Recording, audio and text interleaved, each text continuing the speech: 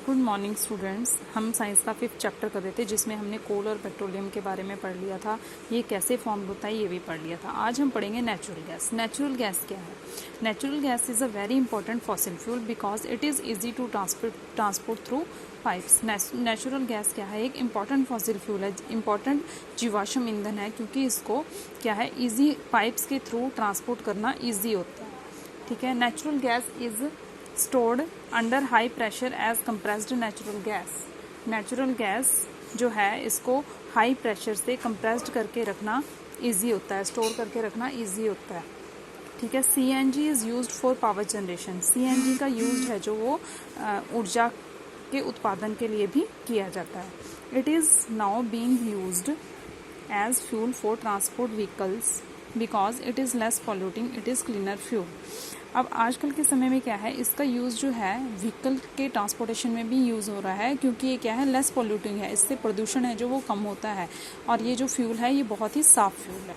ठीक है। The great advantage of CNG is that it can be used directly for burning in homes and factories where it can be supplied through pipes. इसका सबसे बड़ा advantage क्या है CNG gas का?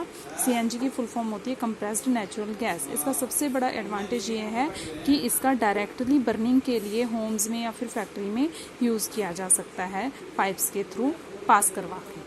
Such a network of pipelines exists in Vadodara, some parts of Delhi and other places.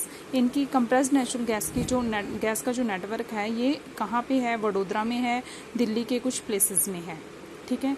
Natural gas is also used as a starting materials for the manufacturing of numbers of chemical and fertiliser.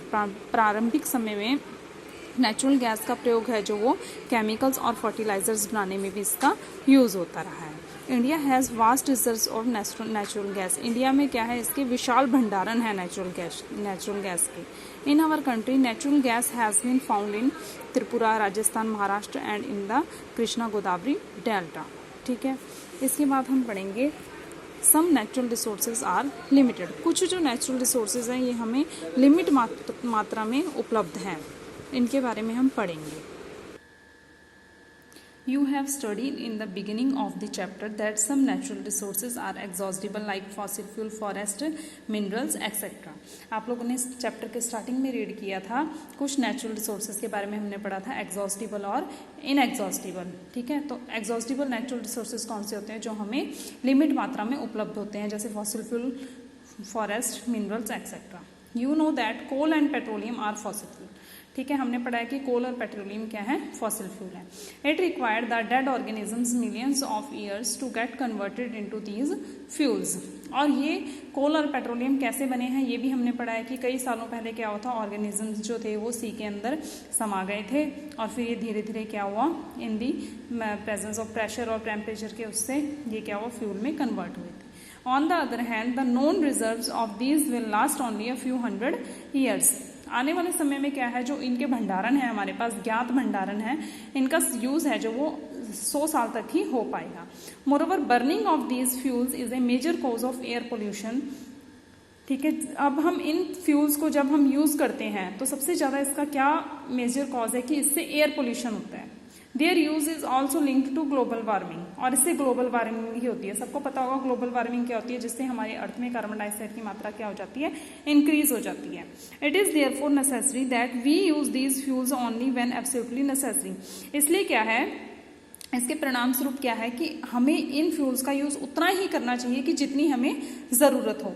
This will result in better environment, smaller risk of global warming and their availability for a long period of time.